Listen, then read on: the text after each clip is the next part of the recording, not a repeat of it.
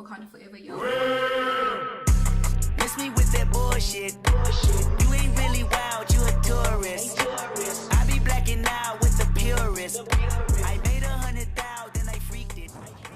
Hi, this is Rufilo Chaba, and this week we're going to be talking about 1986 film Shaka Zulu in comparison to 2018 film Black Panther. And what I'm going to be focusing on is how African stories quote unquote need to be told. So the Shaka Zulu, while doing an amazing job of keeping very historically accurate, we find that the most fantastical parts of the story are when white people are included, and they go to such an extent to create creating a narrative that includes white people as integral parts of this black society.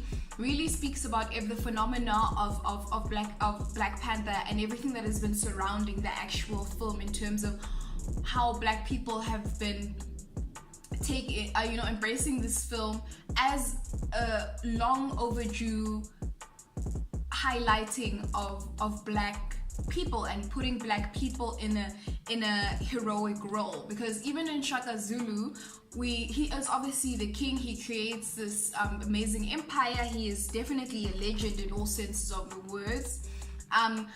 However, he's not necessarily a hero and thought of as a good person, because obviously he creates an era of bloodshed and massacre all over the world. So in Shaka Zulu, there were white people and they needed to take a very big chunk of the narrative when taking in what they thought of everything. Their Shaka Zulu learning about Christianity and taking them as gods, and they are magicians, and because they put hair dye and all sorts of things, like still creating a deep naivety in Shaka Zulu. Where in Black Panther we see there's two white characters maybe that we can name, and both of them take back seats with Ulysses Claw. He seems to be the big bad guy at first, and then we realize that it's actually Eric Killmonger that is really running the show. And then we have the agent that came to Wakanda that needed to be saved. I wanted to use that as an amazing example because we see that in Shaka Zulu, we see Dr. Henry Flynn as the most moral character, and he is the one that's going about saving people's lives left, right, and center. We see who are the saviors, who are the most moral characters in the film. In Shaka Zulu, it is definitely the white people, while in Black Panther, it is definitely Shuri who saves yet another white person. We will talk about the phenomena of Black Panther itself, and when you see the backlash of mostly white critics saying that it's reverse racism. It's really brought up very important conversations that have been long sort of not only ignored but mostly dismissed. There shouldn't be this phenomena around it, because black people in 2018 shouldn't still be seen to play negative roles in films, even, and also just being the predominant race in films. The fact that is still a problem is very troubling. And with Shaka Zulu being a very well told historical movie or series, it still is able to paint the African characters in a more immoral light than the white characters. The white characters get to be, while completely fictional in this mostly historically accurate film, get to play these big important characters in shaping Shaka Zulu in his later years. I'm just going to mention also Nook of the North. Nook of the North is also an important character. Is an important work in the anthropological discourse. One of my peers in our tutorial said that she feels like she could literally hear white people laughing in the film, like, because of the way that they made them, the way they made the characters come across. and the music that they played sort of created a comedic feel to the film in a way to downplay the life of these Eskimos. And also the music that they play throughout the thing, because it's a silent movie, so through the music that they play throughout the film, a lot of it has a sort of Charlie Chaplin feel to it, mostly playful, and sort of making it a bit comedic. The audience was white, definitely at that point, and probably still today. So we see how yes, you know, history has not been kind to non-white people, with Nook of the North and with Shaka Zulu, you know, still being pretty progressive at that point, 1986, no pre-apartheid.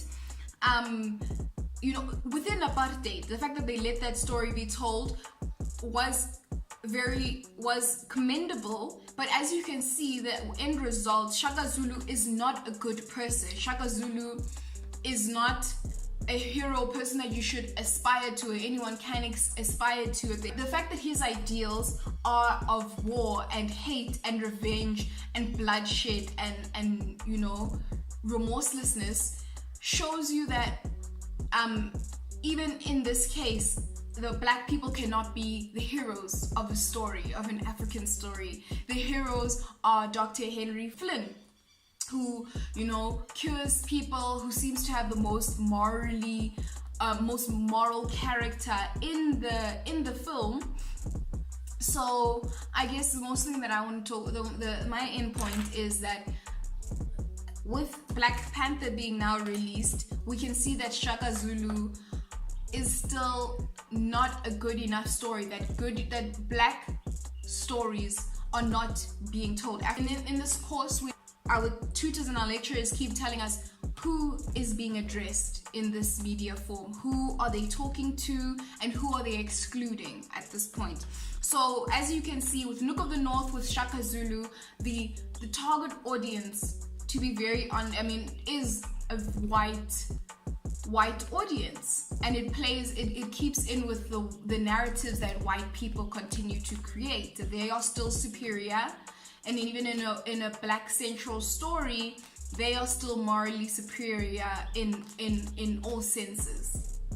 And with Black Panther, we get to see a story that is for black people. Guys, I won't lie, I've seen many YouTube channels talking about what the story means, and to be honest, there's been a couple of videos that genuinely choked me up, because it is crazy that this is only happening now, that we are only getting stories told to black people, by black people, making them the most moral characters, making them the good people in the biggest sense in the stories, making them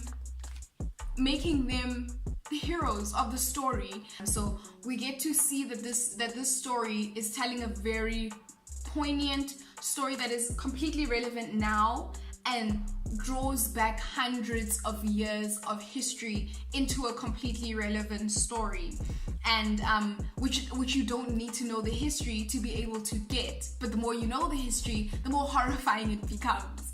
So yeah, I think that's all I want to say. And yeah, Wakanda forever, yo.